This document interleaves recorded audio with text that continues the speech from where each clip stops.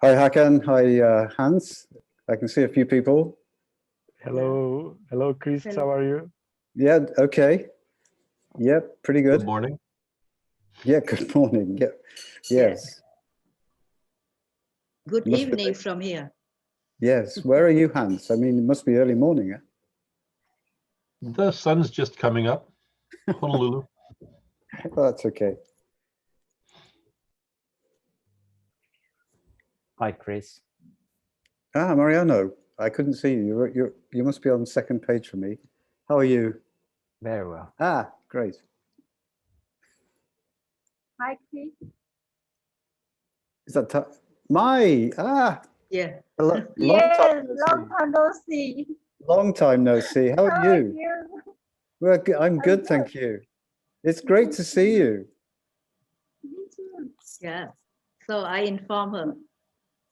Thank you, Lee. She remembers my birthday every year, and says a Christmas greeting. So I'm you. absolutely really pleased. Yeah. Yeah, it's nice to see you. Nice to meet you.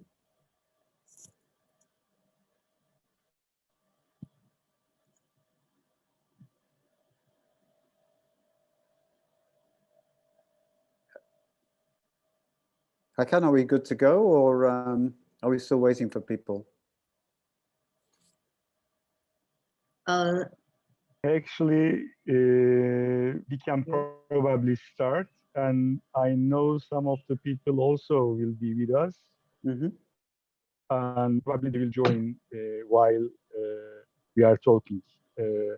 Dear colleagues, dear friends, welcome to sixth webinar of ICOMOS International Cultural Heritage, Underwater Cultural Heritage Committee.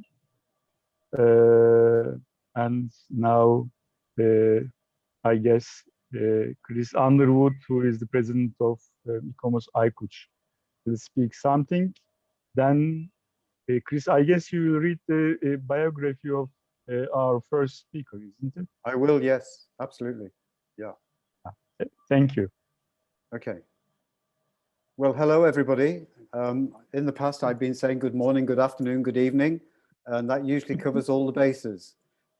Wherever you are, you're very welcome, and thank you for joining us on the sixth webinar. And here we are, Hakan, we're almost halfway through. Incredible. We've had some fantastic speakers in the past 5, and the two today, what I find absolutely absorbing is that our speaker from Vietnam, Thi Lien, is going to talk about something that's very dear to my heart, and that's really engaging with the public. And later, Mariano is going to be talking about in situ preservation.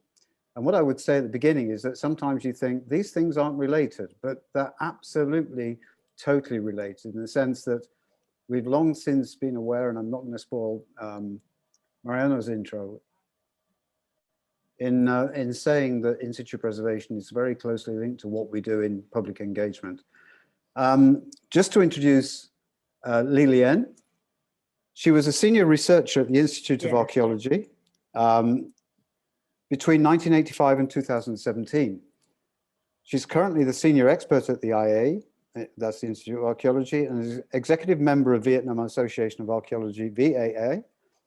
She's a member of ICOMOS ICUCH's Bureau. I'm very happy to have her on board for that.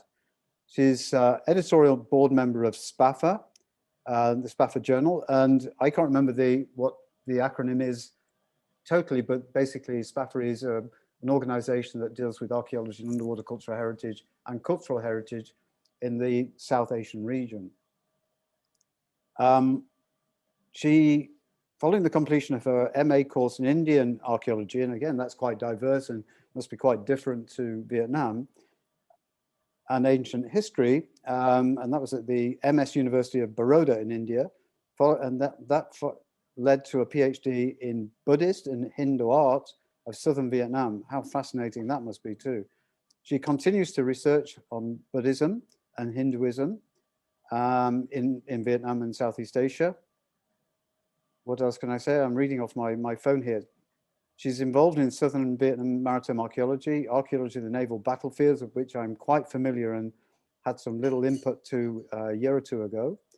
She has published widely, including a book on Buddhist and Hindu art in the Kulong River Delta prior to the 10th century AD in Vietnamese, and more than 80 chapters and papers in Vietnamese and English. What a broad background, Lee. Absolutely fascinating. And today you're going to be speaking about, let me just find you on my list here, about the role of local people in the preservation and propagation of underwater cultural heritage in Vietnam. Okay, the floor is yours. Yeah. Okay. So I open the share screen. Oh, Yes, please. yeah. Okay.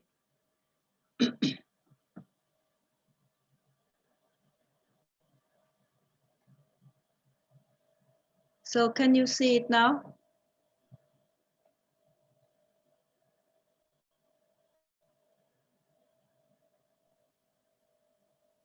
Yes, now we see. Yeah. Oh, I Yeah, have you to have to come start back. the presentation. Yeah, hi, good Yeah. morning. I'm just entering, but morning, Chris. Yeah. Good Dorit morning. here. I try. Yes, Dory, hi. I try. yeah. I try to see where it is now. Oh. Can you see? I don't know where it is. Or in your first page, Yeah, Lee. if you go to the first page and go to, where does it say slideshow? You should be So able can to you start. see? Can you see it in your screen? Yes, we can, I op but you need to start the slideshow. We can see it in a different view. oh, Coach. I think Lee is not connected right now. Yeah, we've lost it. Coach meeting is. Lee, can you hear us?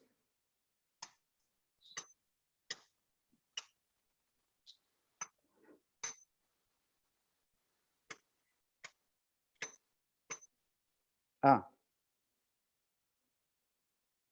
Lee, share your screen again, I think. You need to do that.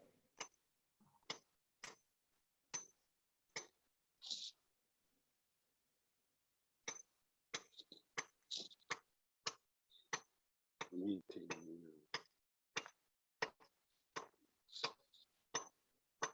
Lee, on the top bar, you have slideshow.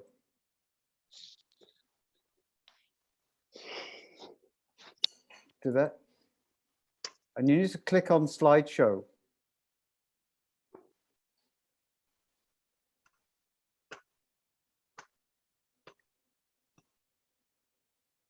On your, Lee, can you hear me?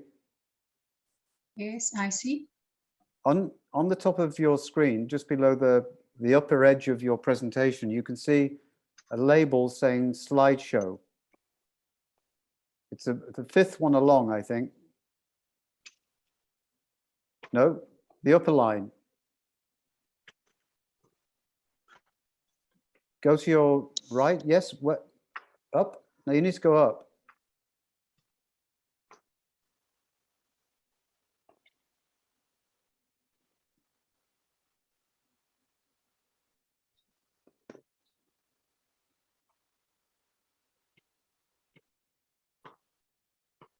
It's at the top. Then keep going, keep going. Yeah, click on that. And then click from first slide.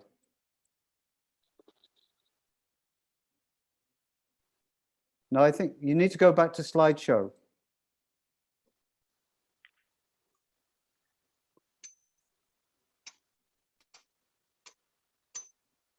Go to your right. Slideshow.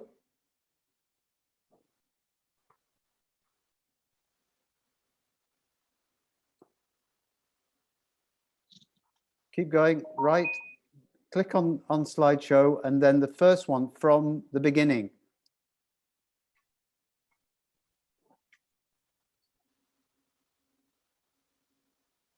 Okay, click OK. That's it. Good. Yeah.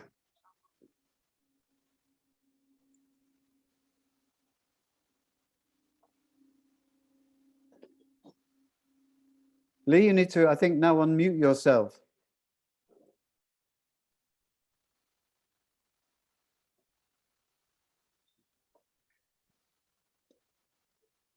You need unmute. Hakan, can you do it from your end?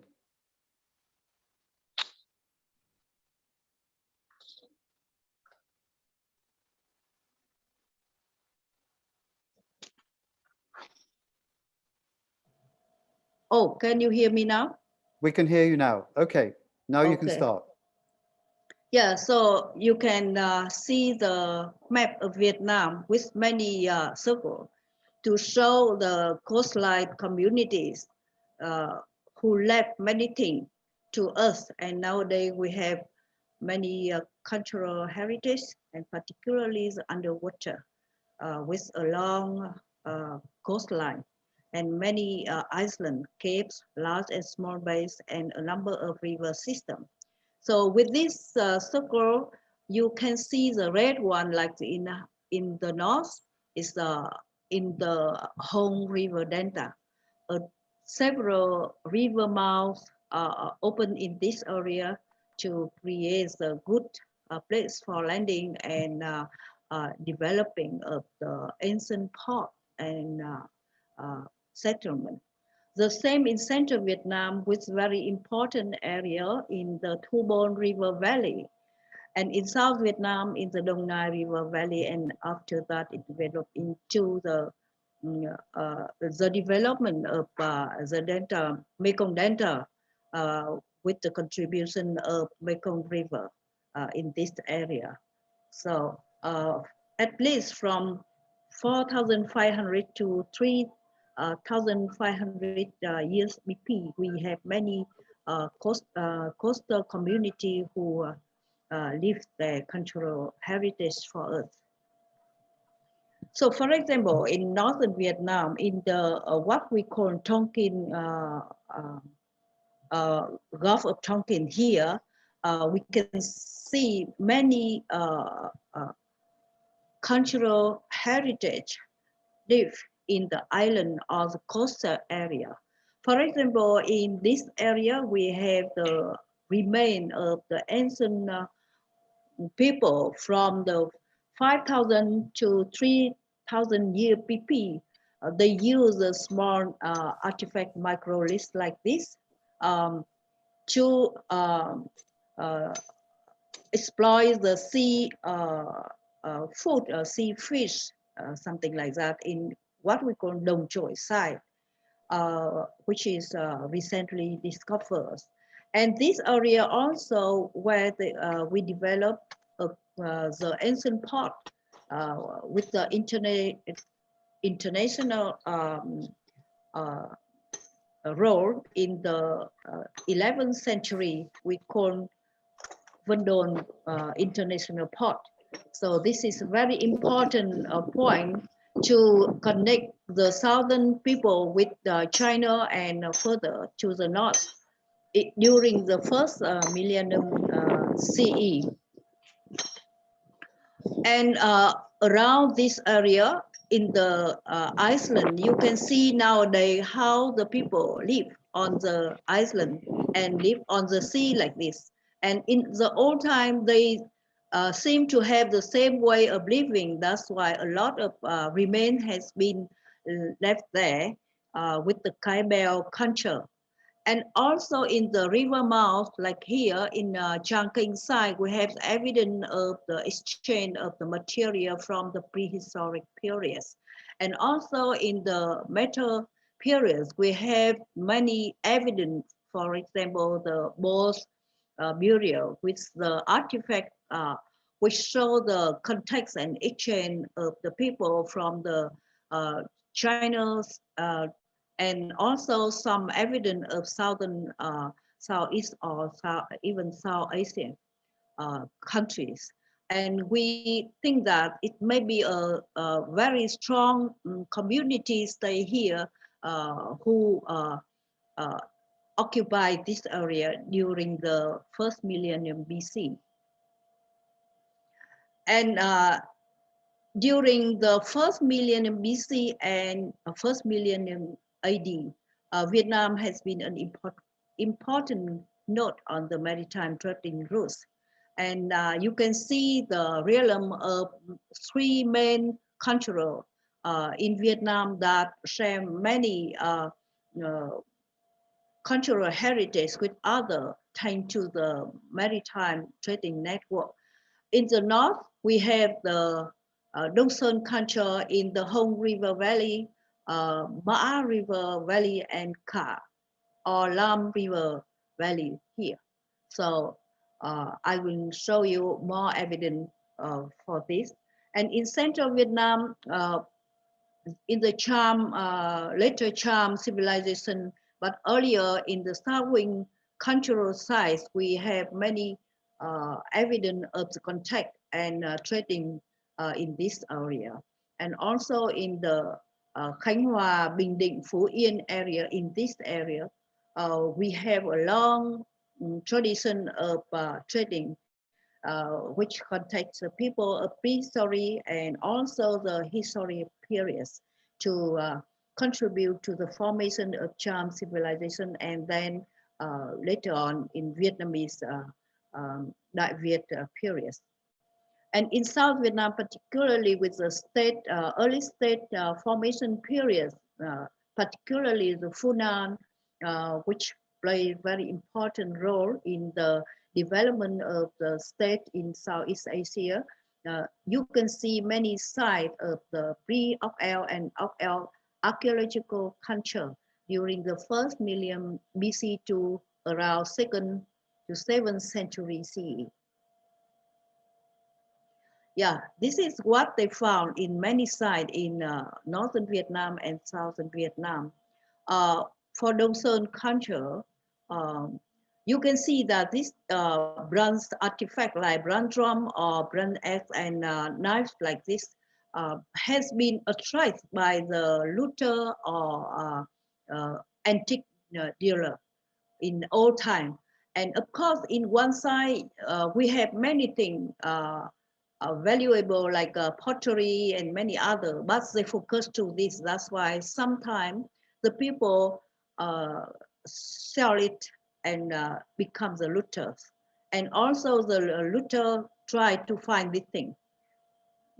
In another area, like in southern area, southern side, expose this kind of thing that extract the looter. Of course, this thing found from the archaeological sites, but the main thing become the things sold in the markets are the gold or the beads and like this.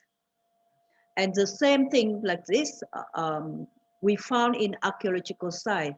And in any case, if the people find, they can choose this thing and they left the like a pottery and other thing, and they sold this to the markets.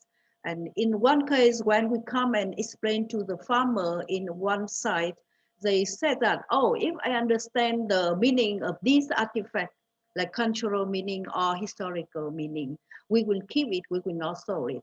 It means that many people, when they touch or they found this thing on the side, they never know about the history or cultural value of the thing, and they just think that, oh, it's a gold, and they sold it for the daily life or something like that. And the same happened in the 1940 when many people come to find this thing to sell, because many of them are made from gold, like this one, the ring with the Nandi image like this. And Mallory tried to purchase from the people. That's why he come to know about one famous city in the southern Vietnam. Yeah, so there are many kind of sites appear along the coast.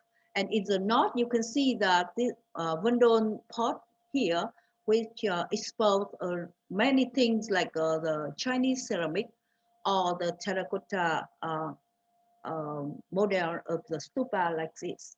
And in case of the knowledge people who know about the ancient pot, who is the hometown, which is the hometown of these people, and they will keep it for memory of their own history. But in many cases, people just think that the thing is sold for money. For example, the ceramic found from the Great Cham seaport in central Vietnam, it has been used as the souvenir, or at first they keep in house for memory of the past before the 1990. But after the 1990, with the development of tourism, and sometimes the people come and try to find this as a souvenir, so it become a type of good to sell in the market. And in South Vietnam, with many things, as I told in the previous slide, you can see that under the rice field like this, the archaeologists found a city. But before the archaeologists come, the people have dig in this area to get gold for selling. And they keep some other things like the statue and worship it in the local pagoda.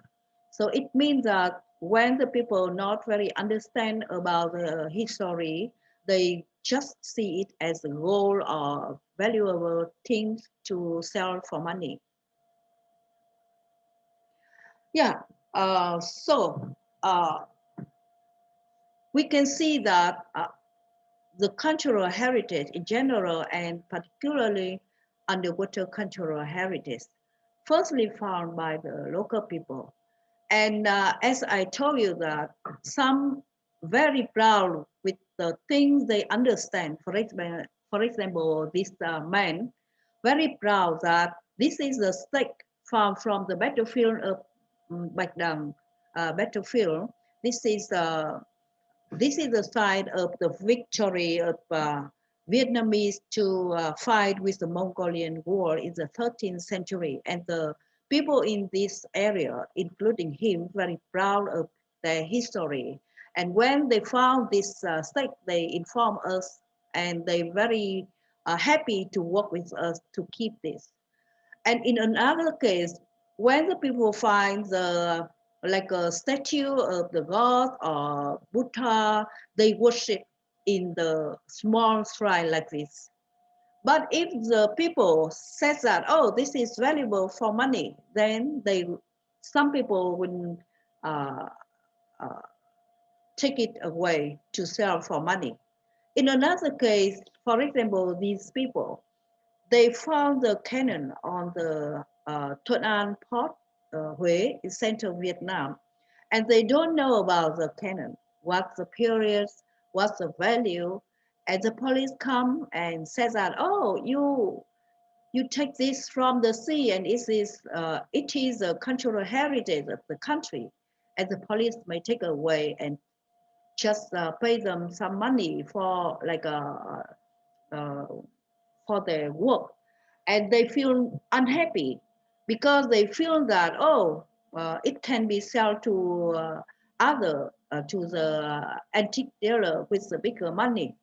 So they just think of the money. They don't know that it is more important to keep this for the display or understand about the past or history.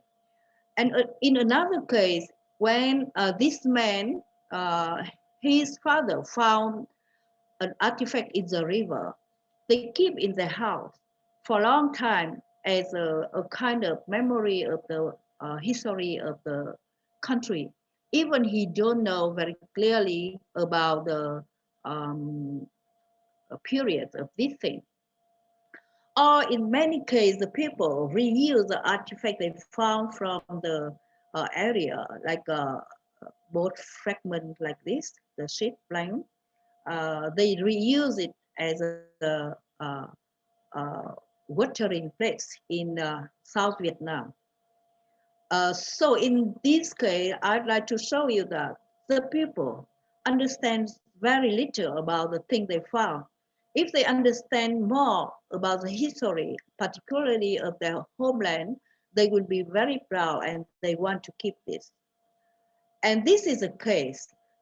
Mr. Nguyễn Thi Lien in Vân Đồn International Park, he found many things in this area, and also he got it from the local people who found it, and he keep it in his house.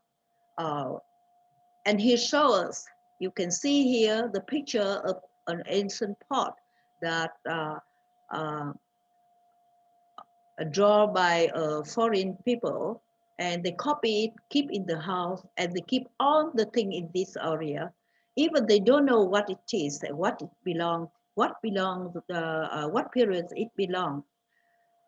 So we can see that many ways they treat to the thing they found. For example, in this case, the people just find out the candle. In general, they don't think this is valuable. And for the antique dealer, they also think that it's no use. So the people from the museum can get it and bring back to the museum to display. But in general, the thing will be sold. For example, the gold will be gold or the ceramic, the complete one like this will be sold to big dealer, for example, in Ho Chi Minh City.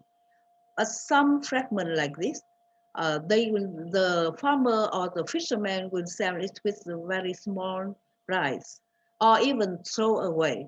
So in this case, one person who very proud of his historical place or his hometown, Mr. Lam Du Seng, he tried to collect this and keep in the house.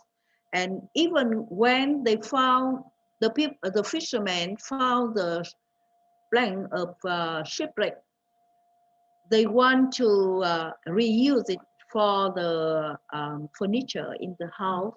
So Mr. Lam Du Seng tried to collect it and keep in his house.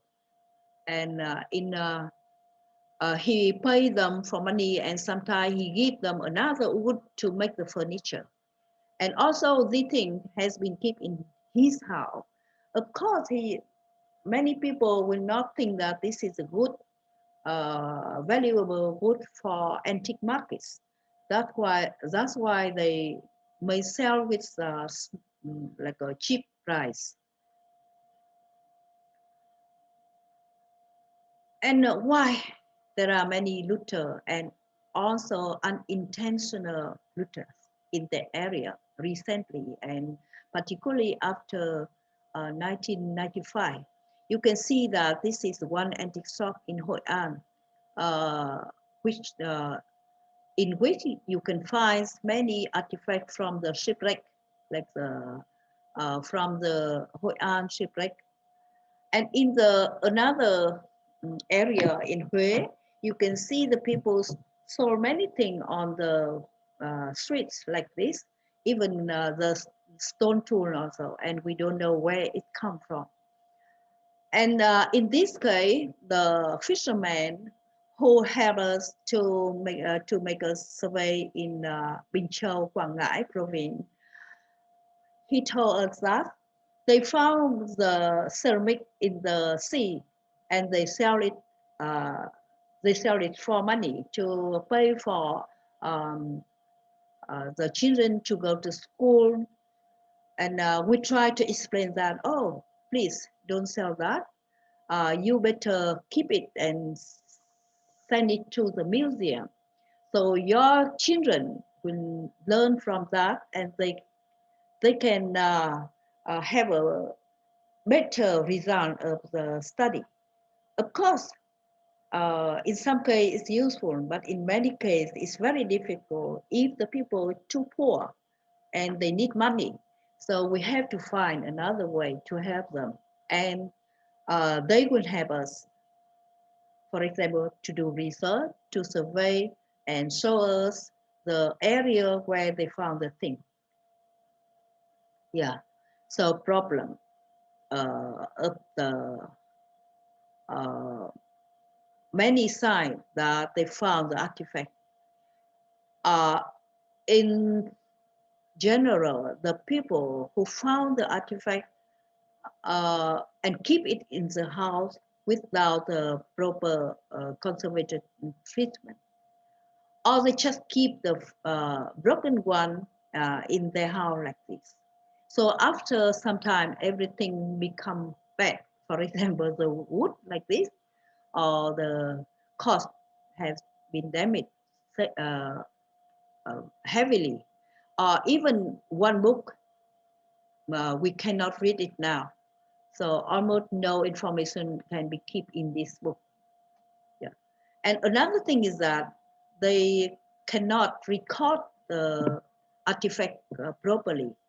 And even they just keep in their mind that, oh, I found this from this area, I found these things from another area, and not correctly. So what are the solutions for raising awareness and responsibility of the local people? So we try to do something. First, we try to look at the government policy. Yes, the policy have many things to say about how to keep the thing, how to treat the artifact when you find the thing suddenly on the farm or under the water. You can send it to the museum. So the government or the cultural staff will have the award or something, or pay some money for them. But as these people complain, they have been paid with a very small number. And in another case, in northern Vietnam, when they found a very big ship of 17th century, the people get it and pay also very small amount of money, that not enough for paying the worker, because generally the people try to find the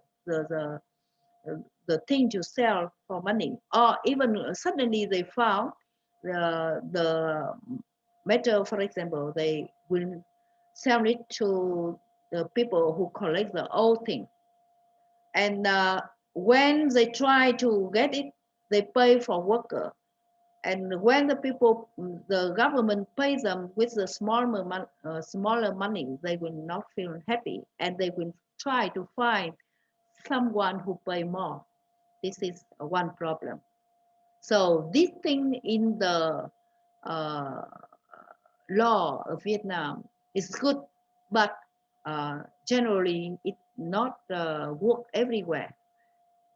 In some area, and some site important, and some site that has been recognized by the government only. So in some case, for example, the fisherman says that, oh, I'm not digging. I just the thing come to my network only. So in that case, we can do nothing. Yeah, and in the degree Article 24.3, they also says that it is strictly forbidden to buy and sell relic and antique of illegal origin. So as I tell you that, when something come to the fish net of the people, they sold it, and no one can check it illegal or not, have the clear origin or not. And it's very interesting in one case that in Hoi An antique shop, you can see that many very beautiful ceramic like this has been sold with the note here written like this. Oh, this is Tudor antique ceramic of 15th, 16th century. And this has... Sorry, I interrupt. Our duration is almost finished. And it will be very nice if you finish in 1 minute. Okay, yeah. So we try to contact with the government, with the officer, with the people who protect the coastal area, and with the people, try to explain to them. And we try to contact with the local people and ask help from them and explain the value of things to them, as in this case. And we also try to train people to understand what is the meaning of the underwater cultural heritage, and also the main way to preserve or to propagate it with the NAS training for local people. And also we try to bring the people, their tradition with the side of underwater side like this. And recently we try to encourage the people to join in the research and outside conservation, and try to open the reconstruction area and outside conservation for the people to understand more about this. And of course, we also try to talk and to discuss with the leader and manager to find the best way. And more expectation that in Vietnam, underwater archaeology is still in very first stage, and we lack a lot of things like the researchers and infrastructure and finance. So we expect this thing like closer cooperation between local people, researcher, and authority, and the state investment to this field. And also we think that we need to do more active way of interpretation and promotion of underwater cultural heritage to the public, and so on. And I hope that this way will make people more proud about their history and their underwater cultural heritage. And this is the way that we can protect it better and make it more valuable for people and for researchers. Thank you for your attention. Yeah, so I finished. Yeah, thank you, Lee. I think because of the time, we should move quickly on to Mariano. Are you there? Yes, I am. Are you okay to continue? Yes, of course. Fantastic. Hakan, are you going to introduce Mariano? Yes, of course. Okay, over to you, sir. Thank you. Actually, he has a very long biography, and I'm just making it quite shorter. Since 2008, Mariano is professor of public international law at the University of Jaun, but his interest on underwater cultural heritage began earlier, still being associate professor at the University of Valencia, when Spain had to face the first judicial international cases against treasure hunters. This coincided with the first project and the beginning of the negotiation, which finally drove to the adoption in 2001 of the UNESCO Convention on the protection of underwater cultural heritage. Mariano holds a doctorate in law by the University of Valencia.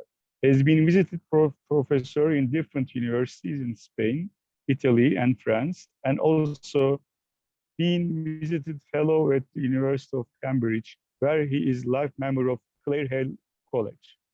Founder member of the European Society of International Law and member of its board, Mariano is editor-in-chief of the Spanish yearbook International Law since 2013. He is also a consultant scholar of cultural heritage center at Penn University and patron of Spanish National Museum of Underwater Cultural Heritage and member of ICOMOS ICUCH. Thank you. Yes, Mariana, it's your turn. Yeah, I will share my screen. If you are okay, just let me know if you can see it properly. Yes, we see in this moment. Okay. So first of all, thank you to ICUCH and most particularly to Hakan and Chris for the organization of this fantastic series of webinars. And of course, thanks to Hakan for his kind introduction. Thanks also to all of you attending this webinar, this morning, afternoon, or evening. I don't know exactly. For me, it's almost evening.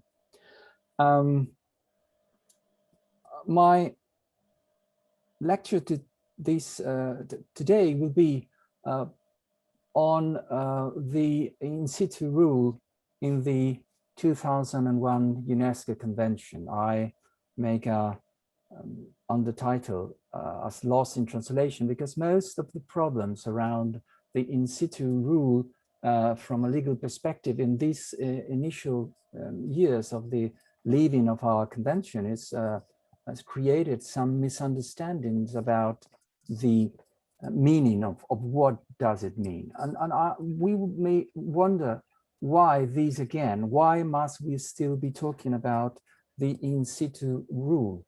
Well, in recommendation number 7 of the evaluation of the 2001 convention undertaken by the International Oversight Service, invited the scientific and technical advisory body, the STAB of the convention, to clarify the archaeological concepts of the 2001 convention, such as in situ preservation. This was also said by resolution number 2 of the STAB first extraordinary meeting held in Algiers in 2009, where it was decided to propose to the meeting of the state parties a clarification of certain concepts used by the 2001 convention, such as the ones related to in situ preservation. The same was said in the recommendation of the STAB in 2020 in order to make an examination of paragraphs 37 to 40 of the operational guidelines of the convention, keeping in mind that in the preparatory works of the convention, it was important, the recognition of two challenges. The first, the challenge to ensure proper conservation and storage of artifacts recovered from the water, and the importance of the interplay between the site and its context. So there is still doubts about the exact legal meaning of the in situ preservation rule, which needs to be clarified. Even the particular meeting held by the STAB last month of February this year also show that there still remains and some concerns about the extent and the legal meaning of the in situ rule. In my case, and after Martin Mander's excellent presentation from an archaeological perspective in the last session of these webinars, I will try to explain in perhaps a more boring conversation with you the question and the place of the in situ rule from a strict legal perspective. That is, what it is said under this legal perspective in the convention on the in situ rule. Well, as you know, the rule is condensed in Article 2, paragraph 5, and in rule number 1 of the annex. And two particular questions have created some concerns in the different authentic versions of the convention. First, the term preservation, and second, the meaning and extent of the idea or the concept of first option. Well, if this is in the English authentic text of the convention, the same could be said in the Spanish authentic text. The term uses preservación, which is quite common, similar to preservation in English, but when talking about first option in the Spanish authentic text, it's said opción prioritaria, which is more or less the same, which is said in the French authentic text, which also use this idea of option prioritaire, but when dealing with the term preservation, it uses the term conservation, conservation. So preservation, conservation on the one hand, and on the other hand, first option, option prioritaire, option prioritaire. But does all these terms mean the same or not?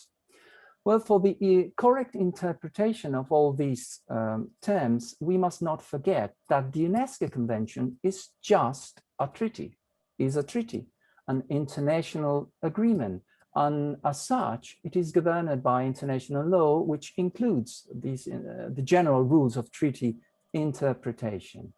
And these rules have been codified in Articles 31 to 33 of the Vienna Convention on the Law of Treaties. And then we must use these rules in order to interpret the exact meaning of the in situ preservation rule.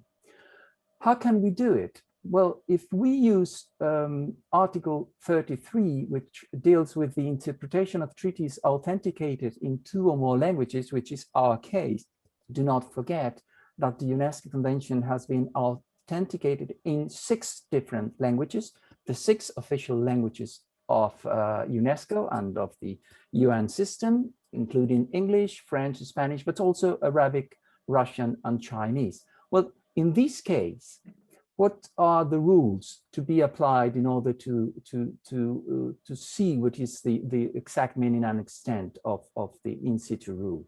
Okay, the first rule is that when a treaty has been authenticated in 2 or more languages, they are equally authoritative in each language, unless the treaty provides and agree that in case of divergence, a particular text shall prevail, which is not our case. All and every 6 authentic versions are exactly the same. So there is no prevailing text among the 6 authentic texts, not the English, not the French, not the Russian one. So what to do? Then it is a fiction which says that the terms of the treaty are presumed to have the same meaning in each authentic text. And when a comparison of the authentic text discloses a different meaning, the meaning which best reconciles the text having regard to the object and purpose of the treaty shall be adopted. And I do believe that there is no strong differences between the, at least the 3 authentic texts most used in the convention so far, which is English, Spanish, and French. Does mean that preservation in English, preservación in Spanish, and conservation in French do mean exactly the same. And this is exactly what occurs with the other concern regarding the term first option. First option, it is to be adopted the idea that it does mean exactly the same that opción prioritaria in Spanish, opción prioritaire in French.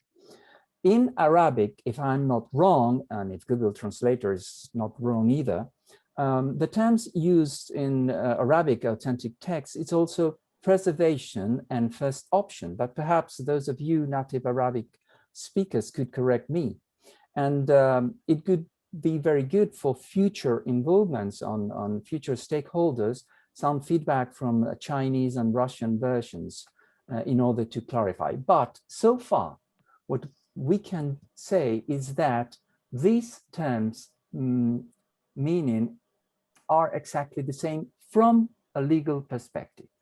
I know, for example, that in environmental law, conservation means sustainable use and management of natural resources by and for human beings, while preservation attempts to maintain in their present condition areas of the earth that are so far untouched by humans, aside native people. I'm not sure whether this distinction between conservation and preservation could be translated in or made an analogous distinction in heritage law. But in principle, and so far, for our interest now with regard to the interpretation of this term, conservation on preservation, and first option and option prioritaire, the legal meaning in the convention is exactly the same. Meaning which needs to be checked with the general rule of interpretation endorsed and declared by Article 31 of the Vienna Convention on the Law of Treaties. Then the meaning to be given to the terms of the treaty in their context, and keeping in mind the object and purpose. These are the rules for a correct interpretation in good faith of the terms of a treaty. And with regard, particularly the question of first option, option prioritaria, option prioritaire, the term option must and shall be interpreted in accordance with the ordinary meaning to be given to this term. And that option is just that, an option. It is not a total or a principle imposing an obligation with no exceptions. It is true that in order to keep in mind the context to interpret these terms, the preamble and the annexes of the convention could be also be kept in mind. And as we have already said, rule number 1 of the annex also points in this direction. It is true that any other agreement relating to the treaty which was made between all the parties in connection with the conclusion of the treaty may also be used for the interpretation, but this is not our case. It is not our case either the existence of any instrument which was made by one or more parties in connection with the conclusion of the treaty and accepted by the other treaties. So it is not useful for us, this rule in Article 31, paragraph 2 of the Vienna Convention. But it is useful for our interpretation from a legal perspective, the subsequent practice in the application of the treaty regarding its interpretation, because no special meaning was given to first option or preservation when the convention was negotiated. But what shows us this subsequent practice, which it is quite limited, but at least may shed some light on the interpretation of the rule. First, we have the operational guidelines. And in the chapter devoted the operational guidelines, these guidelines in all 3 authentic texts that I'm using, English, French, and Spanish, points in the same direction. But there is a second point of subsequent practice, which is included in the staff evaluation report in the Panama mission in 2015, which particularly address the question of these problems of translation between the English, the Spanish, and the French text in the footnote number 26 of the report. And it says that, and clarifies that there is no contradiction between the different languages' meanings, and that the contextual interpretation of the in situ rule, taking into account in particular the annex, rule 1, but also rules 3 to 5, also goes in this idea of giving the same meaning to the text. And in particular, with regard to the question of first option, it is said in line with what is agreed in rule number 1 of the annex, that states that only in cases in which the scientific removal is considered appropriate, or a better protection or danger of the site, will in situ preservation cease to be the first or priority option. This was said by the staff in this report, and this was endorsed by the meeting of the state parties. So this is subsequent practice, which from a legal perspective helps to clarify the exact meaning of the terms. Let me conclude with some ideas, general ideas. It is true that the rule number 1 of the Annex was not adopted by consensus, but by a wide majority. But regardless of this, in situ preservation is today an archaeologically generally accepted principle by stakeholders, and particularly by the international scientific community. But there are no legal divergences among the different authentic versions of the 2001 Convention, if interpreted in good faith under the international rules of interpretation of the treaties. Third main idea is that in situ preservation is the first option, not necessarily the preferred option always. Alternatives may be imposed by an immediate and severe danger or by a significant contribution to protection, knowledge, or by the enhancement of underwater cultural heritage. So the in situ rule, it is not an absolute principle, could be, and it is the first option, but not the unique option. Actually, it is an option. Because as I said at the very beginning, and Martin Manders in its webinar also said, the question of the in situ rule, it's just to link our past and our future. The context, was, can we read of what happened yesterday? And to keep it will permit us to have the best knowledge tomorrow of the underwater cultural heritage. So today, we need the in situ option, which is an in situ choice, to permit the context arrive to the future in order to make it as perfect as possible, our knowledge and understanding of the underwater cultural heritage. For these, it is important, of course, the technical advice of the specialist, but also as Lee have just shown in his fantastic presentation on Vietnam underwater cultural heritage and the role to be played by local people, the social involvement is necessary to finally arrive to the political decision on the in situ choice in each particular case. In situ conservation, preservation, I use here, don't panic, the term conservation instead of preservation in order to play with the words, because in situ conservation is an in situ conversation with the site and with the local communities, a continuous conversation in order to keep the context of yesterday for the knowledge of tomorrow. Thank you very much for your Thank you very much, Mariana. It was a very nice presentation. And you showed that only one word is how much important for us. Thank you again. And if some of us wish to ask some questions, we have several minutes, actually. In my opinion, Chris can ask something. Yeah.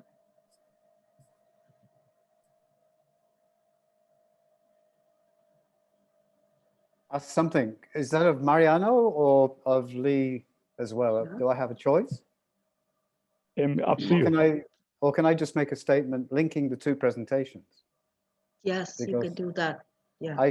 I said at the very beginning that I said that in situ preservation and what Lee has been doing in Vietnam and other people do in different parts of the world it's inextricably linked.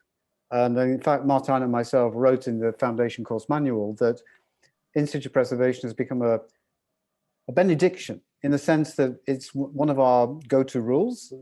And as Hakan said, it's extremely important, but it's also been a barrier to social inclusion, in the sense that when we preserve something in situ, we, in most cases, are covering it, and it's not so easily to enjoy, for the public to enjoy.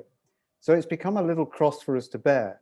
And particularly the point made by those that would prefer to commercially exploit is that we are preventing the public from enjoying their heritage, and by digging it up as they would like to do, enables the public to enjoy that heritage. Unfortunately, often the case, and what they don't say, is that the heritage that they recover is distributed amongst individuals, and it's not really kept as a collection. And I think the thing that the last slide of Mariano's, which was most impactful, was in situ providing that link between yesterday's knowledge and tomorrow's knowledge. And that is an extremely powerful statement in demonstrating why in situ preservation is so important. And I'm sure if Martin, I don't know whether he's listening, but if Martin was here, it provides you with a breather, a breathing point while you decide what you do with the site. And there are many options, and I'm sure Martin and others who have given preservations or management related presentations would make very clear. And I think what is important for people to understand, as Mariano also made clear, is that preservation in situ is only one option. It's our preferred go-to option, but where there are other issues, then it is not the only option by any means. And I think I'm going to repeat something that was said by Thijs Maleveld, is that the science of archaeology is an important component here, and we must not lose sight of that. You know, we must not just bury everything and, you know, use the argument that things are left in situ for future generations. That is not the point here. It's a value judgment, and we make the decisions based on the knowledge we have at a particular point in time about what to do with a site. So that's what I meant by in situ preservation and public engagement, and ensuring the public fully value, but its social and cultural value, its historical, archaeological value, not what it means in terms of an artifact on somebody's shelf that is no longer shared heritage. Thank you. I hope that sort of puts some perspective on the two presentations. Thank you. Thank you for linking these things, very important, and still many things that we still try to find a way to solve while we work with the people and a specific site. If there is one more question, probably we have time only for one question.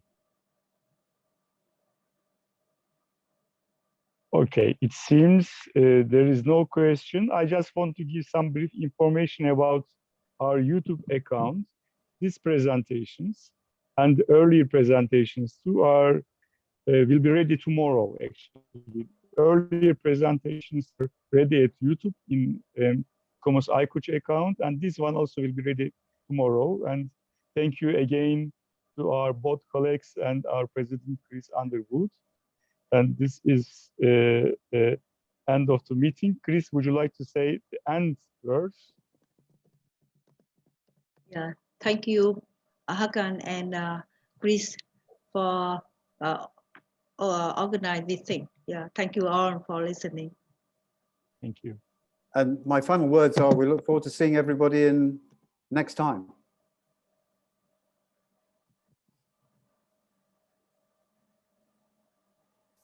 Thank you. Thanks, everybody. Thank you for Bye-bye. being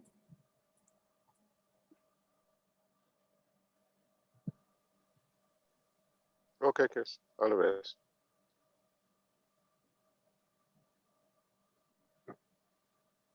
Let's see. See you, Dorrit. See you next time. See you.